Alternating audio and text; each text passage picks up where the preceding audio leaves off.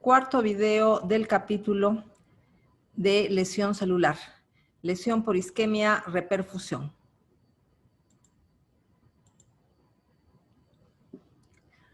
Ocasionalmente, la restauración del riego sanguíneo hace que las células isquémicas se encaminen más rápido hacia la necrosis. Eso sería un efecto paradójico, porque reperfusión significa que se alivia la isquemia. Por ejemplo, isquemia debido a un trombo en una arteria coronaria importante. Esta isquemia evidentemente condiciona una lesión celular reversible en las células del músculo ventricular, por ejemplo, músculo ventricular izquierdo. Podríamos pensar que la reperfusión, que alivia la isquemia y restaura una circulación normal y un aporte de oxígeno normal, implicaría que la célula soluciona el problema de su lesión reversible y regresa a la normalidad. Sin embargo, puede haber un efecto paradójico. Más bien, estas células que estaban isquémicas, que tenían hipoxia, cuando se alivia dicha isquemia, presentan una serie de cambios que las hacen encaminarse mucho más rápido hacia la muerte.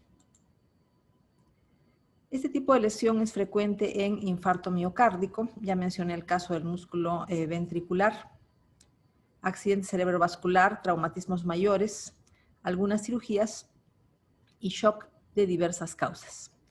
En el caso del hígado se puede observar lesión por isquemia reperfusión debido al trasplante, a resección parcial, reconstrucción vascular y trauma.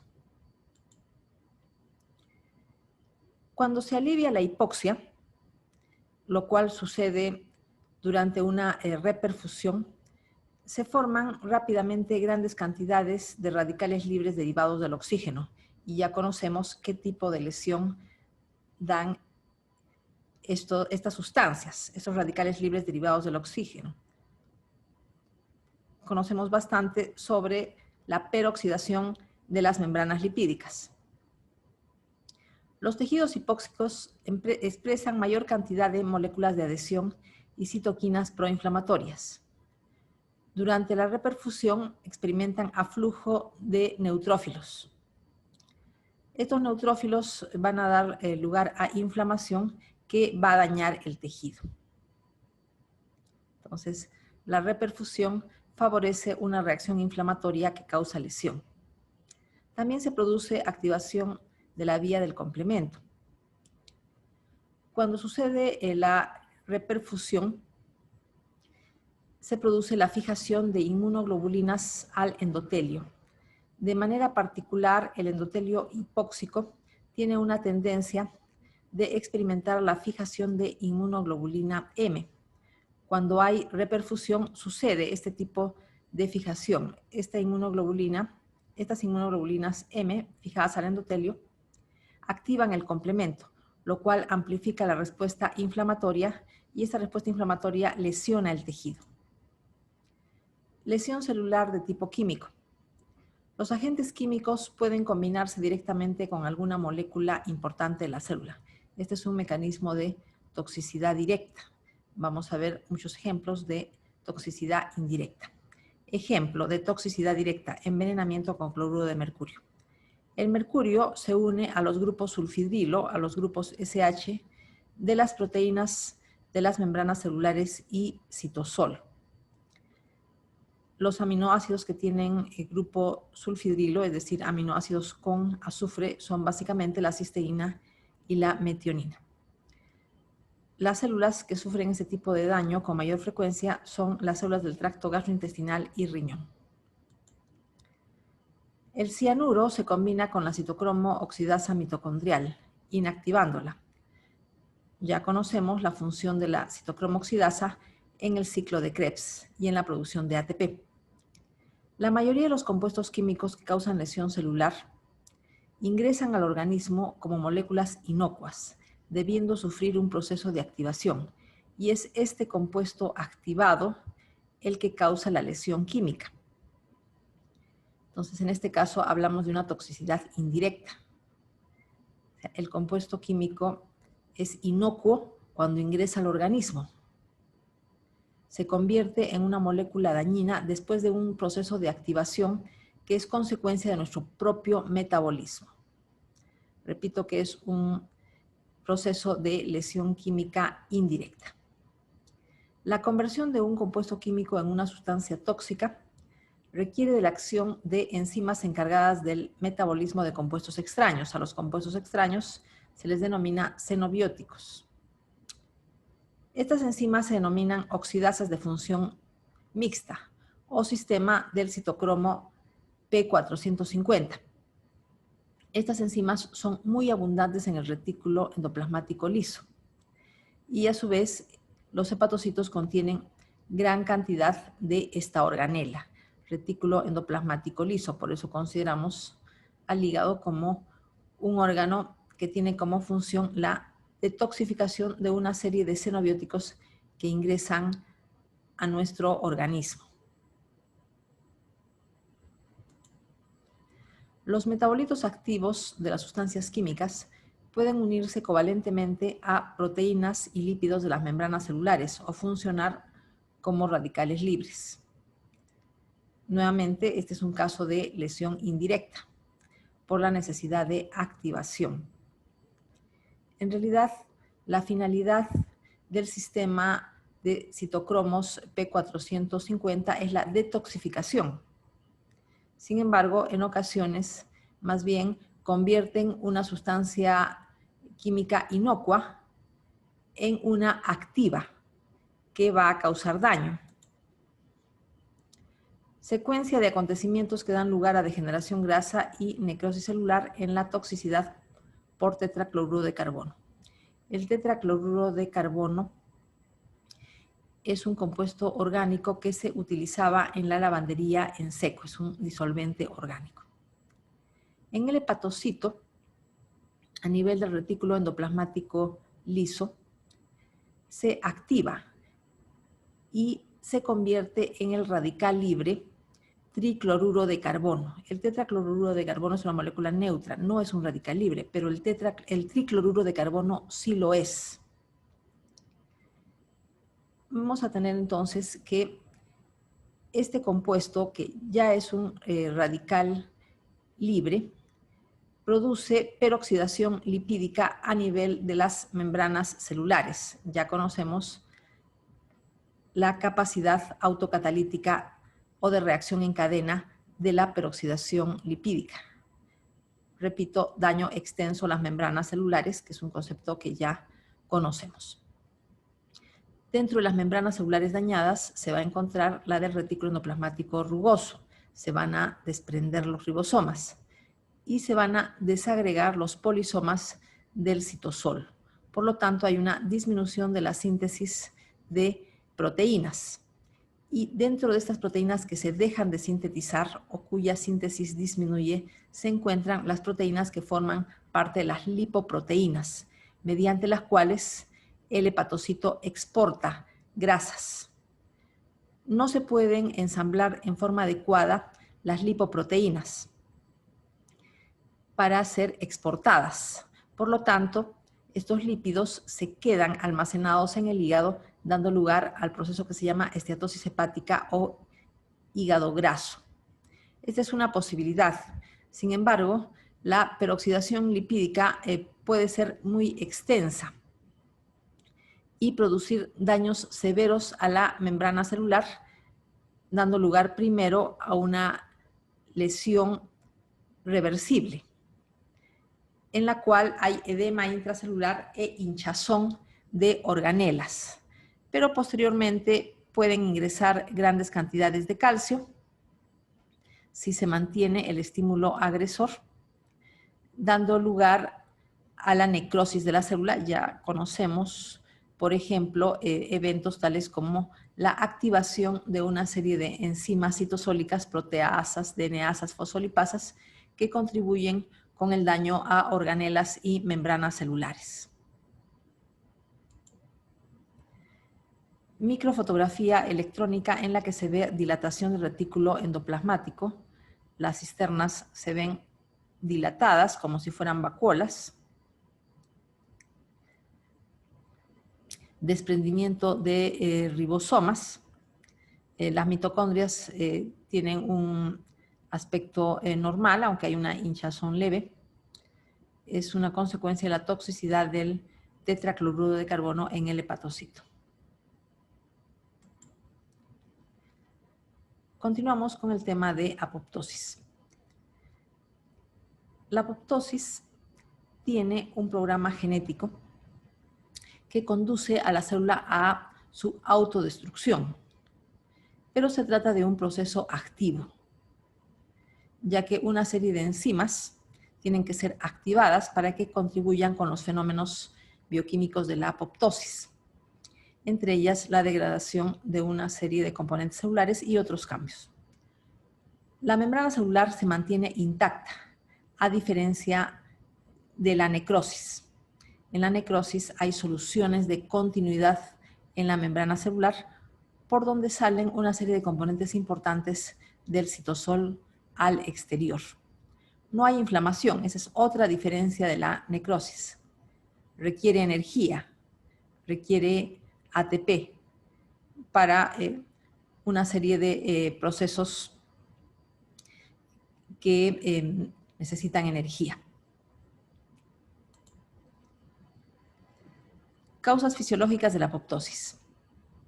Durante la embriogénesis existe la destrucción programada de células. Muchas estructuras del embrión han regresionado antes del nacimiento. Tenemos varios ejemplos. Tenemos, por ejemplo, la desaparición del pronefros y del mesonefros. Sucede por muerte celular programada. Tenemos también la desaparición de las membranas interdigitales. Todas estas células que forman parte de las membranas interdigitales mueren por apoptosis. Es una apoptosis necesaria, es una muerte celular necesaria para que el desarrollo embriológico avance de manera normal.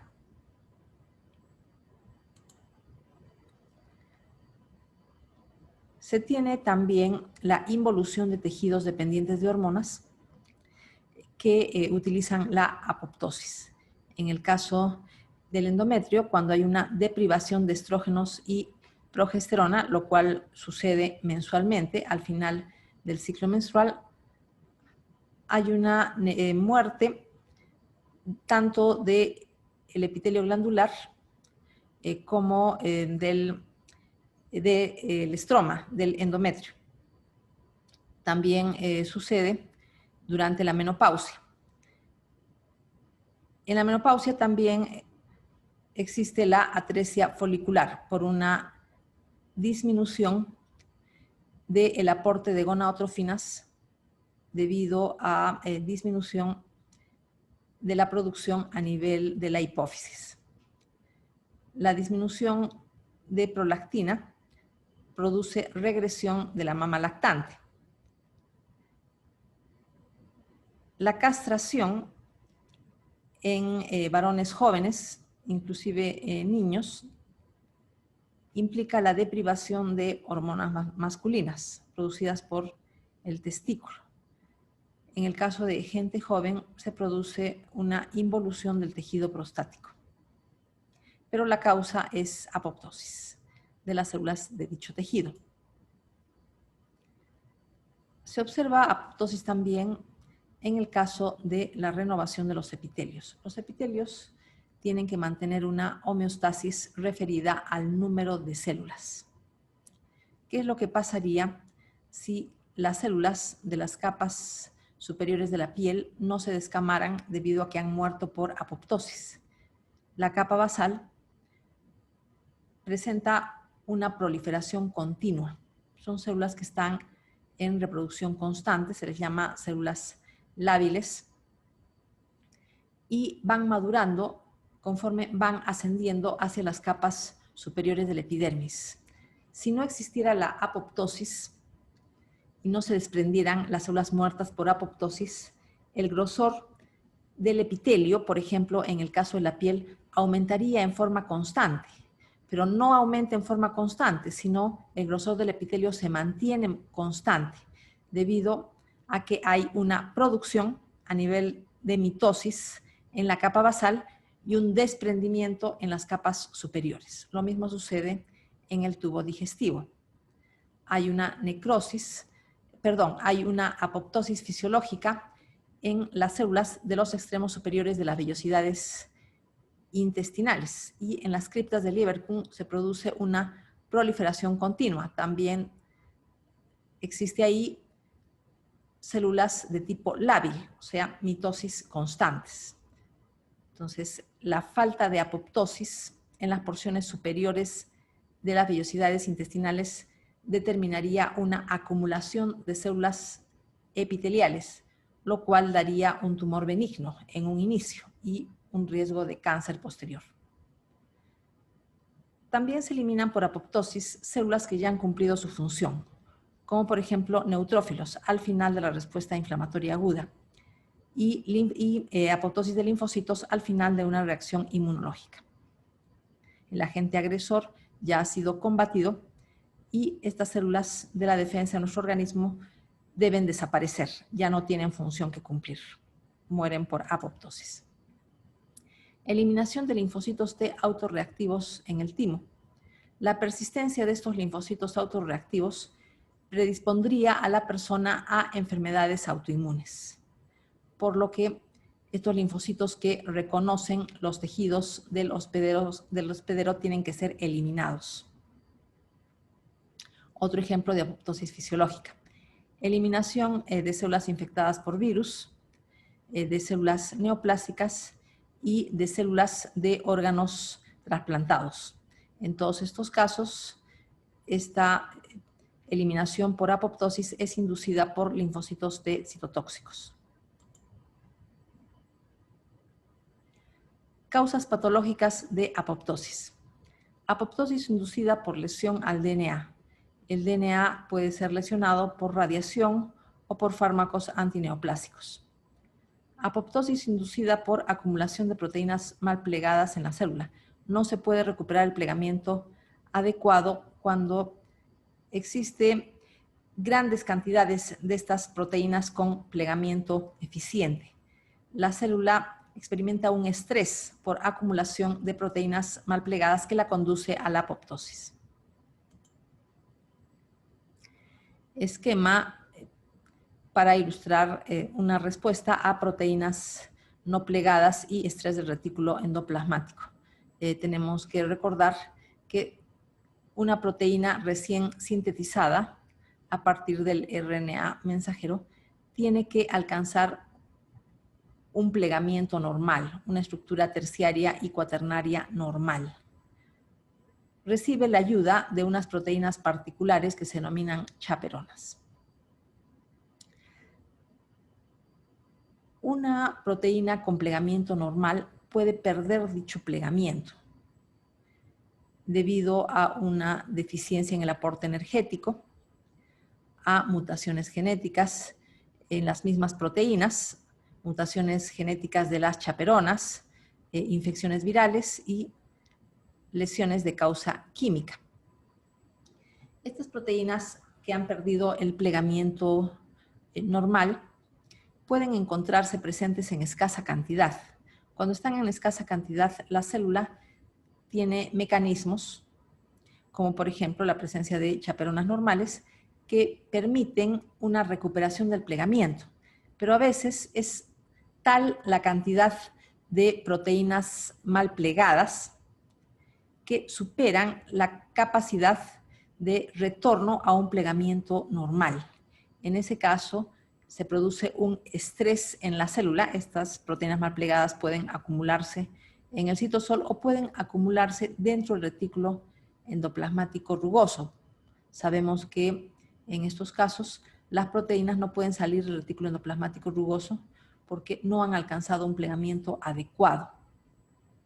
Entonces, tanto una acumulación dentro del retículo endoplasmático rugoso como en el citosol determina un estrés celular que puede conducir a la célula a la apoptosis.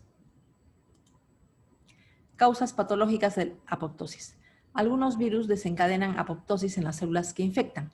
Tal es el caso de la hepatitis viral, caso de hepatocitos, Y en el caso del SIDA, las células que experimentan apoptosis son las células infectadas, tales como linfocitos de CD4, células dendríticas y macrófagos.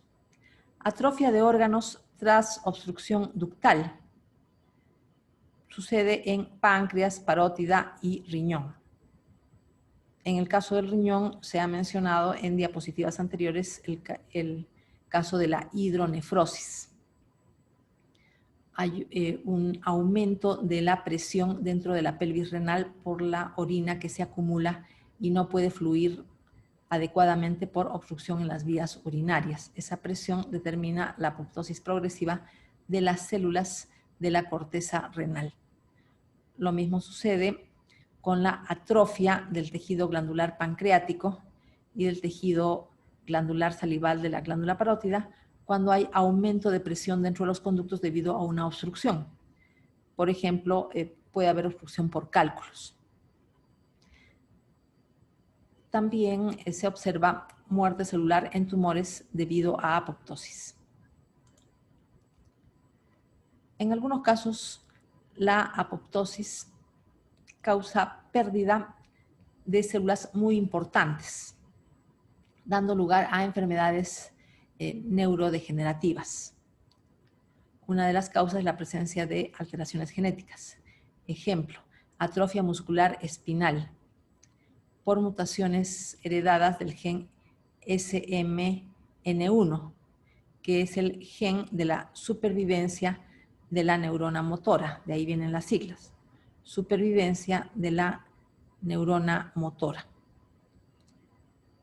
Entonces hay una muerte neuronal a nivel de neuronas de la médula espinal y la atrofia correspondiente de los músculos inervados por dichas neuronas.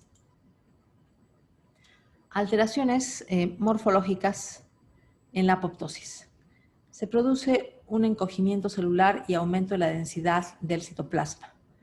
Esta disminución del volumen celular es una consecuencia de la pérdida de agua y la formación de enlaces cruzados entre proteínas del citoplasma por acción de la enzima transglutaminasa. Se puede observar también condensación de la cromatina en masas que se pegan a la membrana nuclear. En esta fotografía se puede observar algunos núcleos con masas de cromatina que están pegadas a la membrana nuclear. En otros núcleos lo que se observa más bien es la fragmentación de dicho núcleo.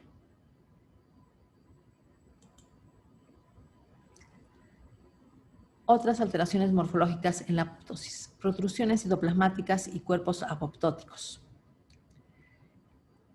Fagocitosis de células apoptóticas por macrófagos o células vecinas. Estas últimas migran o proliferan para reemplazar el espacio ocupado por la célula apoptótica, es decir, prácticamente no queda huella de la célula muerta por apoptosis.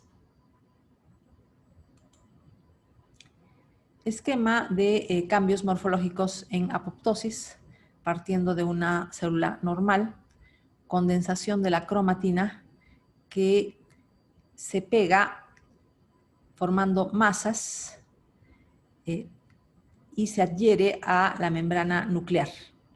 Eso es uno de los cambios. Protrusiones citoplasmáticas. Pero estas protrusiones citoplasmáticas terminan por desprenderse del citoplasma de la célula que está sufriendo apoptosis.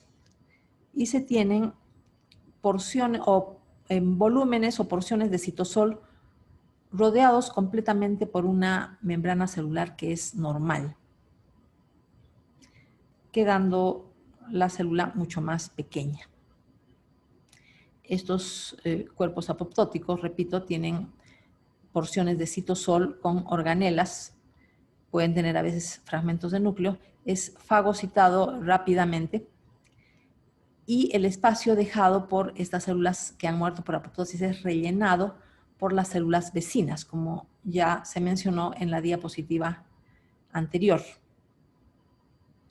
La fagocitosis, como ya se mencionó, no solamente es llevada a cabo por el macrófago, sino también por las mismas células vecinas. La dicotomía necrosis-apoptosis no es tan clara en la naturaleza y existen casos de muerte celular con características tanto de necrosis como de apoptosis. Tal es el caso de la necroptosis y la piroptosis. En estos dos últimos casos hay un programa genético que determina estos fenómenos, igual que en la apoptosis, pero los eventos fisiológicos y morfológicos tienen un parecido con la necrosis. La integridad mantenida en las membranas celulares permite que se siga sintetizando ATP en las mitocondrias. Se mantiene la normalidad de las membranas mitocondriales, por lo tanto, se sigue generando ATP, lo cual es necesario porque se requiere energía para una serie de eventos de la apoptosis. También el hecho de que se mantenga la integridad de las membranas celulares permite que se mantenga la síntesis proteica, porque el retículo endoplasmático rugoso sigue funcionando de manera normal. Para morir, la célula invierte energía y requiere sintetizar proteínas especiales.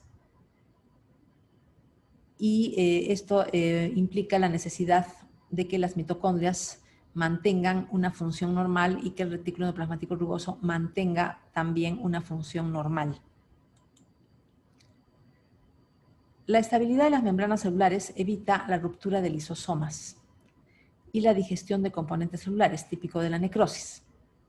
Membranas celulares normales hace que las enzimas hidrolíticas de los lisosomas permanezcan empaquetadas en esta organela, cosa que no pasa en la necrosis, en la que hay daño severo a las membranas celulares y las enzimas hidrolíticas de los lisosomas actúan sobre las proteínas y demás componentes del citosol y dañan otras membranas celulares. Activación de proteasas especiales en la apoptosis, que se denominan caspasas.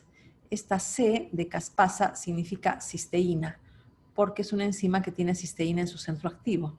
Y esta parte de la palabra asp significa aspartico, porque las caspasas escinden proteínas después de residuos de ácido aspartico. Actúan sobre las láminas. Las láminas es un conjunto de redes de filamentos intermedios que están pegadas a la membrana nuclear, pero por dentro del núcleo, o sea, en el interior del núcleo. Mantienen la forma del núcleo. Estas proteínas son degradadas por caspasas.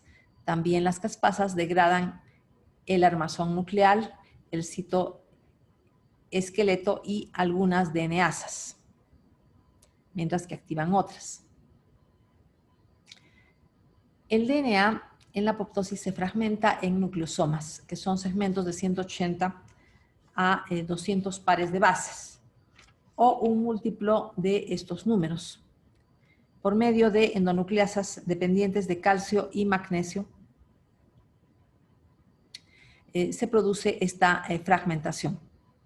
La fragmentación se puede poner en evidencia en una electroforesis del DNA de la célula apoptótica. Se observa un patrón en escalera, a diferencia del patrón continuo de la necrosis, en la que los segmentos de DNA tienen tamaño variable. En el caso de la apoptosis, los segmentos del DNA no tienen un tamaño variable, sino que tienen un tamaño que va de 180 a 200 pares de bases o un múltiplo de estos números. Electroforesis en gel de agarosa del DNA extraído de células en cultivo.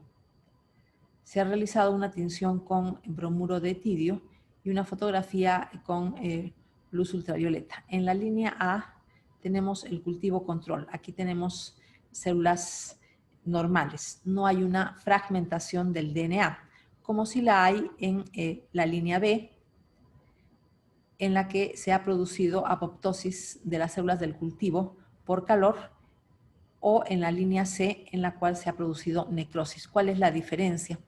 En la necrosis, que es la línea C, se tiene un patrón continuo, porque los fragmentos de DNA tienen toda una gama de tamaños, cosa que no pasa en el caso de la apoptosis.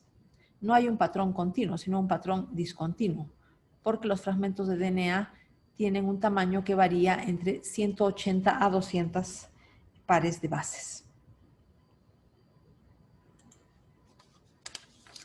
Reconocimiento fagocítico.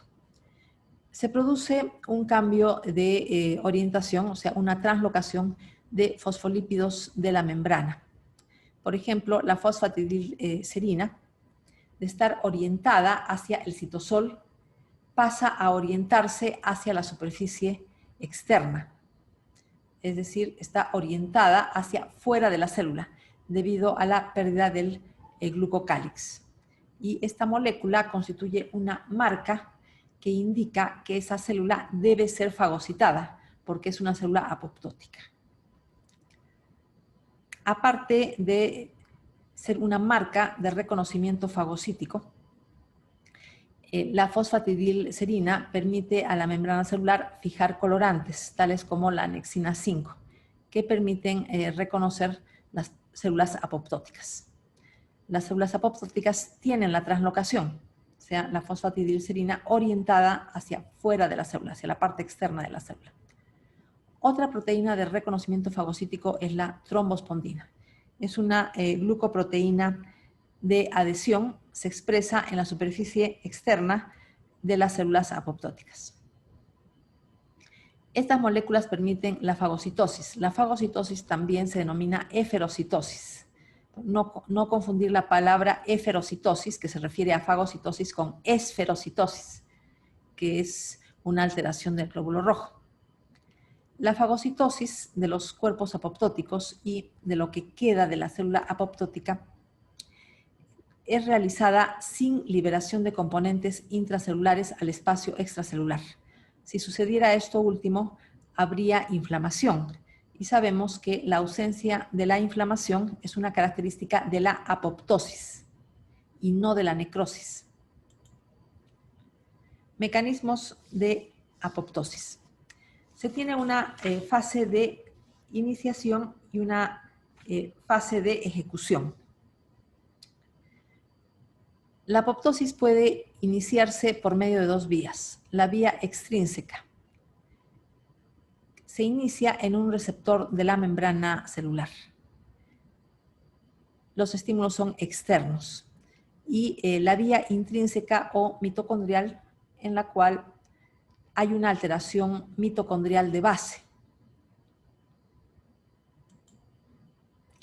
Vía extrínseca de la apoptosis. Es iniciada por receptores de membrana. Estos receptores pertenecen a la familia del receptor del factor de necrosis tumoral. Estos receptores tienen tres partes.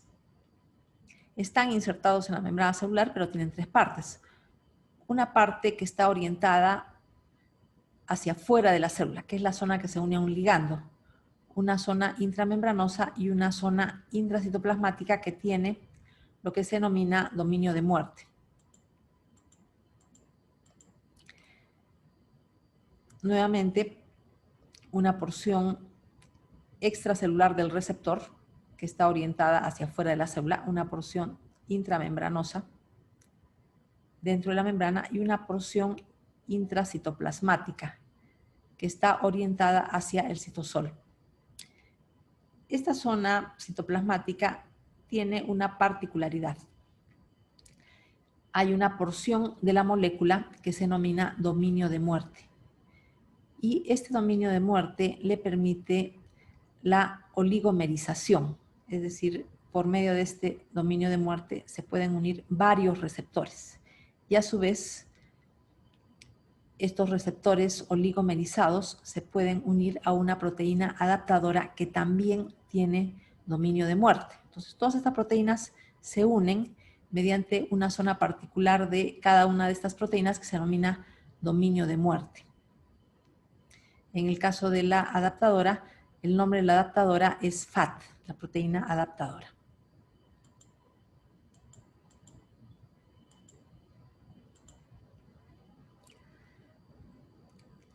FAT, o sea, la molécula adaptadora, activa a la caspasa 8 o a la caspasa 10, iniciando la apoptosis. En el caso de seres humanos, la caspasa de iniciación de la vía extrínseca es la 10. Receptores de muerte.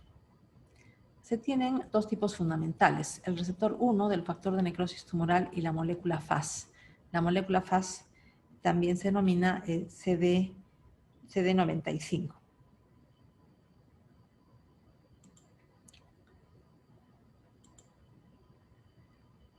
En este esquema podemos apreciar que el receptor se encuentra en la membrana celular.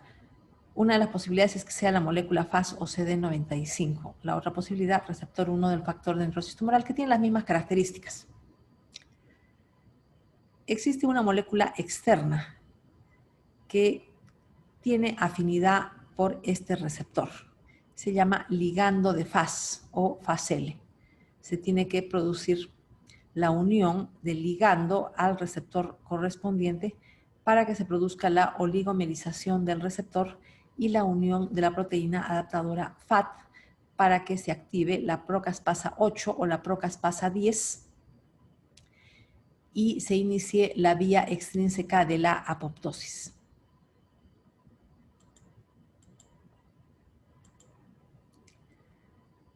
La molécula FLIP puede unirse a procaspasas de iniciación y bloquearlas, debido a incapacidad para activarlas. Algunos virus producen FLIP, por ejemplo, citomegalovirus, y esto evita que la célula que infectan sufra apoptosis.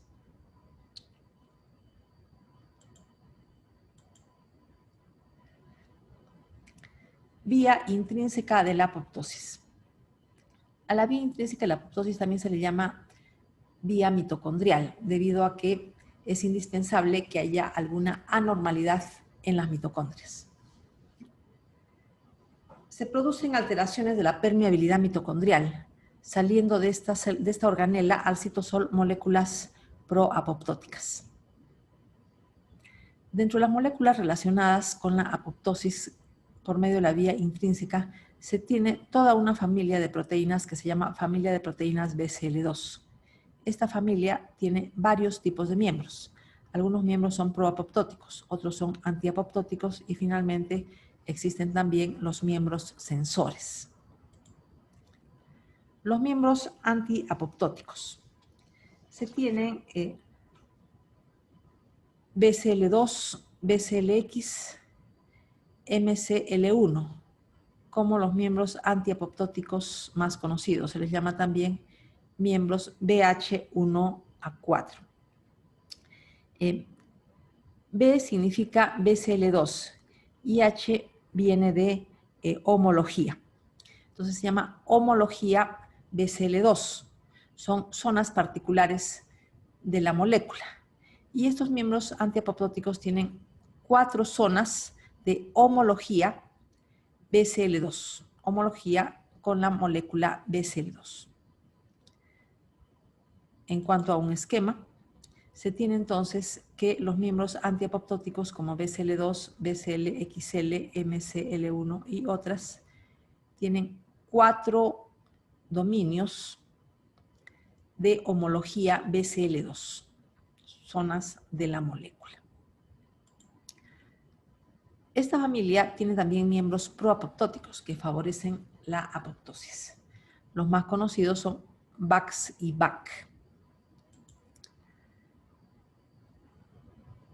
Estas moléculas proapoptóticas se les llama también BH1A3 porque solamente tienen 3 dominios, 1, 2 y 3, solamente 3 dominios de homología BCL2.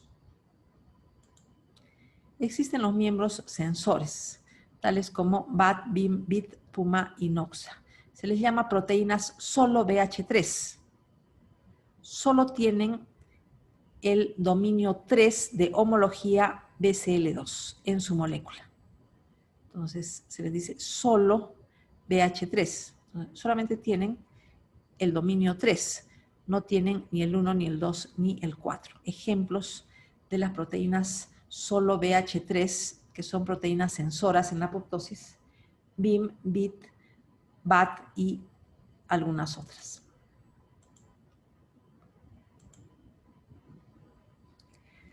Las células estimuladas por factores de crecimiento o señales de supervivencia experimentan un aumento en la síntesis de los miembros antiapoptóticos. Entonces, aquí tendríamos señales de supervivencia o de proliferación.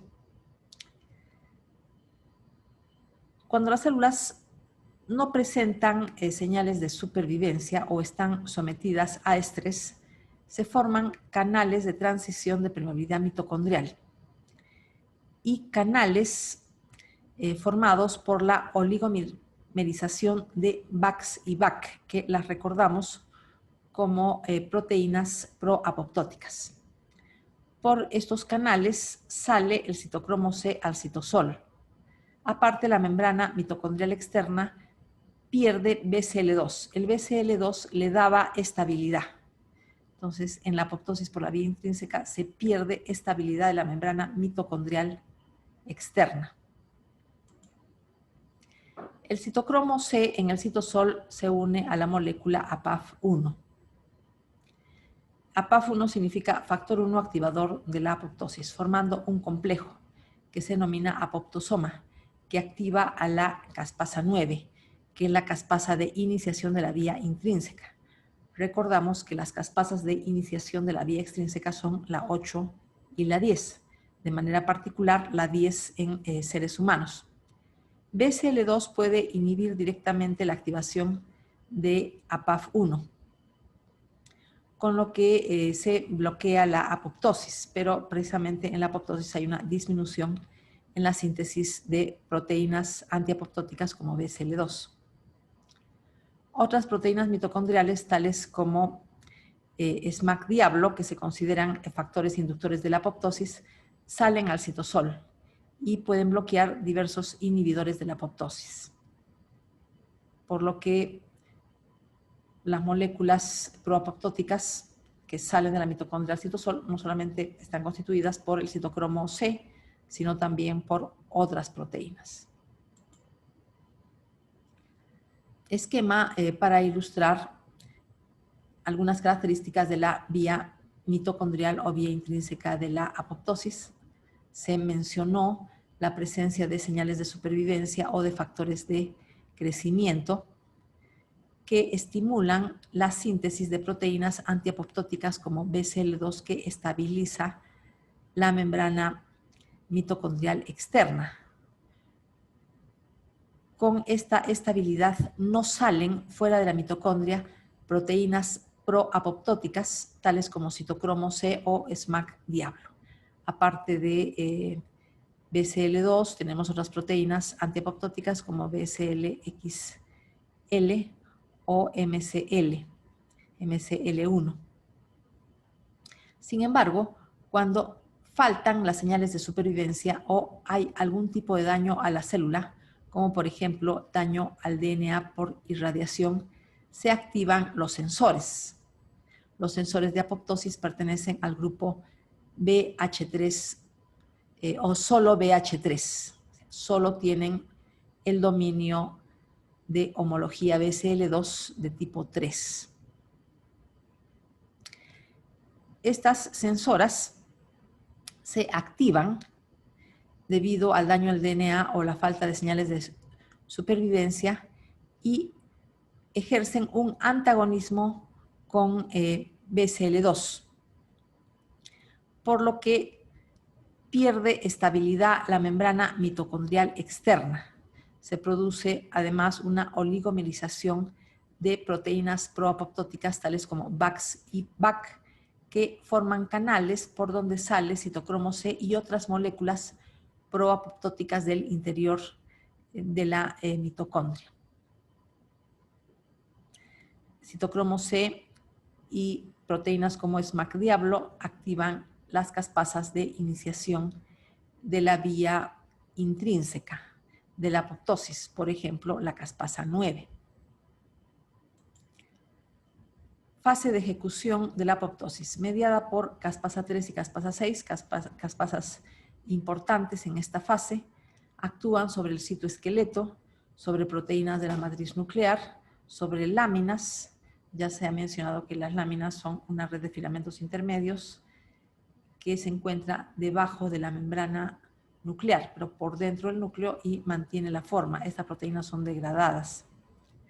Las caspasas de ejecución también actúan sobre proteínas implicadas en transcripción, replicación y reparación del DNA, pero mantienen activa la DNasa que fragmenta el DNA en segmentos de 180 o 200 pares de bases o un múltiplo de estos. Apoptosis mediada por daño al DNA. Cuando se produce daño al DNA, se acumula P53 en la célula y se detiene el ciclo celular en G1, esperando la reparación. Si la reparación se produce, el ciclo celular continúa y de la fase G1 se pasaría a la fase S de síntesis de DNA, después a la fase M, o sea, fase de mitosis.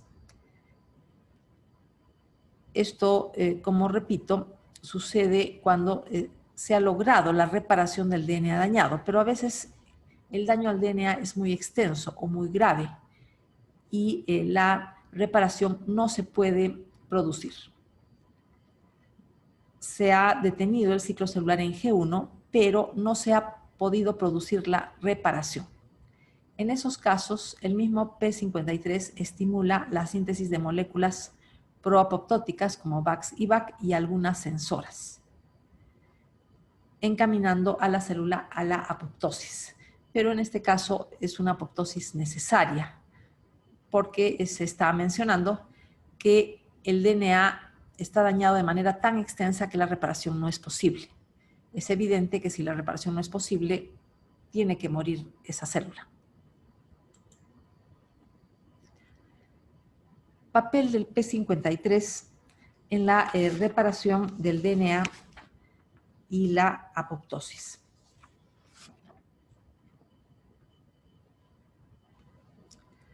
Se parte de una célula normal que tiene un P53 normal. Si a esta célula se la somete a circunstancias en las cuales el DNA puede dañarse, por ejemplo, radiación ultravioleta, radiación ionizante, o lesión del DNA por radicales libres derivados del oxígeno, y el P53 funciona normalmente, el ciclo celular tiene que detenerse en G1 para dar tiempo a que la célula repare su DNA. Si se logra la reparación, entonces el ciclo celular continúa y de la fase G1 la célula pasa a la fase S, pero se mantiene como célula normal porque se está asumiendo que el DNA dañado se ha reparado.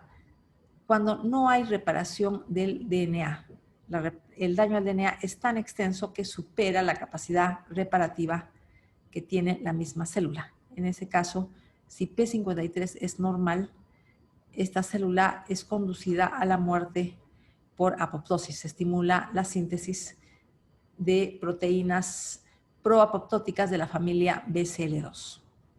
¿Qué es lo que pasa cuando P53 no es normal, sino P53 está dañado? El daño puede ser hereditario o puede ser adquirido. Cualquiera sea la causa por la cual el P53 funciona bien, se permite que continúe la mitosis de células que tienen daño genético, cosa que no debería suceder. Con un P53 actuando normalmente, se bloquea el ciclo celular en G1 esperando la reparación. En esta parte del esquema tenemos la representación de lo que sucedería en el caso del P53 funcionando mal, continúa el ciclo celular en células con daño genético, dando lugar a una proliferación que puede llevar al cáncer. Apoptosis mediada por linfocito T citotóxico. El linfocito T citotóxico reconoce antígenos extraños situados en membranas celulares y frente a este reconocimiento segrega perforina. Por el nombre perforina podemos deducir que es una molécula que abre poros en la membrana celular. Por estos poros en la membrana celular ingresa granzima B, que es una proteasa de serina con una función similar a caspasas, activando directamente la fase de ejecución. Esquema de un resumen de apoptosis. Se ha mencionado la vía intrínseca o mitocondrial y la vía extrínseca o la vía que usa receptores de muerte, receptores ligados a la muerte, tales como el receptor llamado FAS o el receptor 1 del factor necrosis tumoral.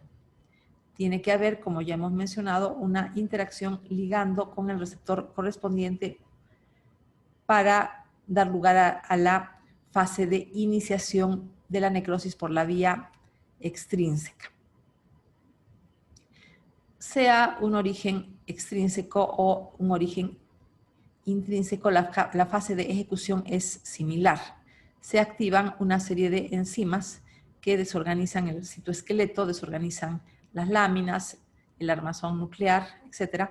Se activan endonucleasas especiales que fragmentan el núcleo en nucleosomas, como ya se ha mencionado. Se produce además fragmentación del núcleo y formación de cuerpos apoptóticos que empiezan con una protrusión del citoplasma con membrana celular intacta, pero posteriormente estos cuerpos apoptóticos que empezaron como gemación se desprenden por completo, haciendo hincapié que la membrana celular mantiene su funcionalidad normal. Uno de los cambios es la presencia de moléculas de reconocimiento fagocítico para que la fagocitosis suceda rápidamente, tanto de los cuerpos apoptóticos como de lo que queda de la célula. Por este lado del esquema se tiene la vía intrínseca o mitocondrial, que es una consecuencia de falta de señales de supervivencia, como una ausencia de factores de crecimiento, de daño al DNA por radiación, toxinas, radicales libres, o también por un estrés celular debido a la acumulación de proteínas mal plegadas. Se ha mencionado la desestabilización de la membrana mitocondrial externa con salida hacia el citosol de moléculas tales como citocromo C y otras proteínas proapoptóticas tales como SMAC diablo. Célula apoptótica de la epidermis. Se tiene una célula encogida, más pequeña, liberada de sus uniones intercelulares, núcleo pignótico y citoplasma denso. En este caso, la lesión a las células de la epidermis tiene causa inmunológica. Hepatocito apoptótico, muerte celular de causa inmunológica, citoplasma eosinófilo denso que se ve separado del resto de hepatocitos y también fragmentos nucleares. Necroptosis. Morfológicamente es similar a la necrosis y en cuanto a mecanismos similar a la apoptosis. Se parece a la apoptosis porque tiene un programa genético, pero se diferencia en que no intervienen caspasas y que presenta cambios típicos de la necrosis. Se inicia con unión del factor necrosis tumoral a receptores de membrana, formándose un complejo con las quinasas RIP y RIP, RIP1 y RIP3. RIP significa proteína que interactúa con un receptor.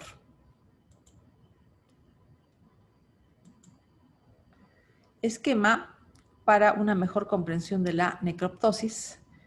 puede ser iniciada por el factor de necrosis tumoral. Mejor dicho, el receptor del factor de necrosis tumoral, que es la proteína de membrana. El factor de necrosis tumoral es una molécula externa que estimula a su receptor, lo cual produce la formación de un complejo multimérico en el cual inicialmente se encuentra solamente RIP1, pero después se une RIP3 y caspasa 8. Se tiene entonces un complejo multiproteínico. Este complejo multiproteínico tiene dos posibilidades. Puede producir la muerte por apoptosis, o la muerte por necroptosis. Cualquiera de las dos. No se sabe bien de qué manera, en algunos casos, el factor necrosis tumoral da lugar a necrosis por apoptosis y en otros casos da lugar a necrosis por necroptosis.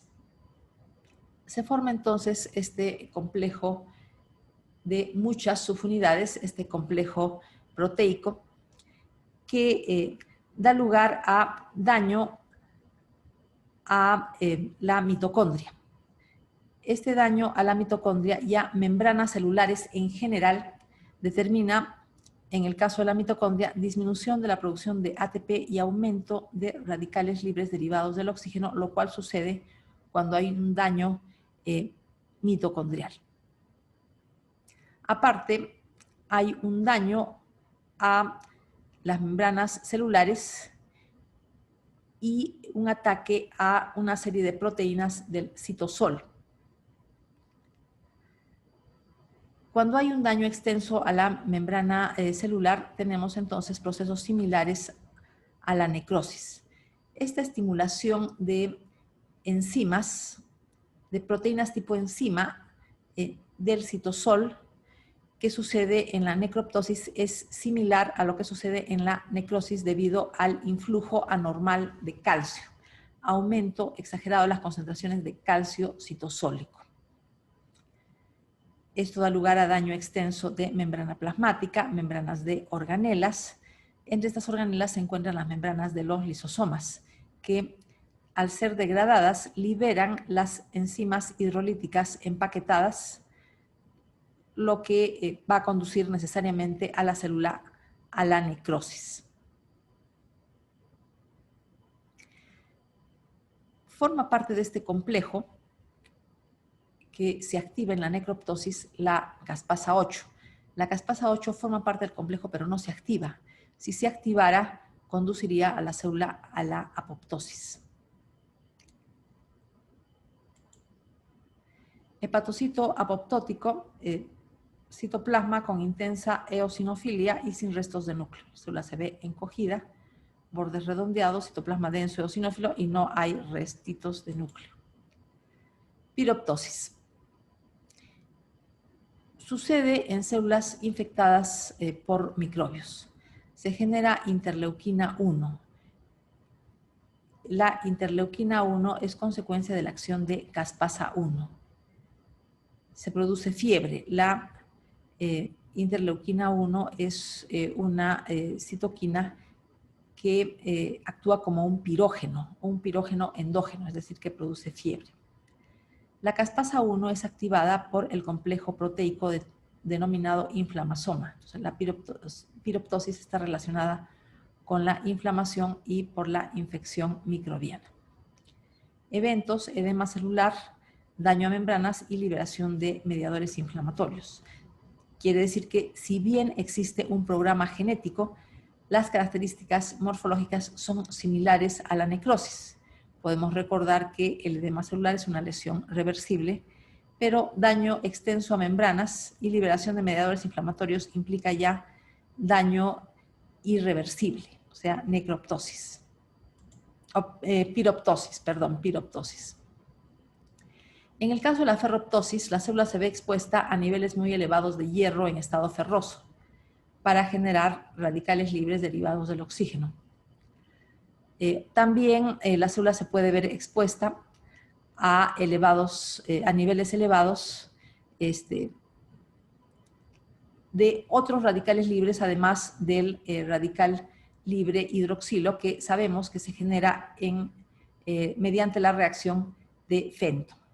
Entonces, se activa la formación del radical libre hidroxilo por la reacción de Fenton y a la vez se pueden producir otros radicales libres derivados del oxígeno por otro tipo de reacciones. Estas moléculas dan lugar a una peroxidación lipídica extensa en membranas celulares y necrosis. Este proceso es regulado por señales específicas, o sea, hay un programa genético, y se previene reduciendo los niveles de hierro en la célula. Finalización del cuarto video del capítulo de lesión celular.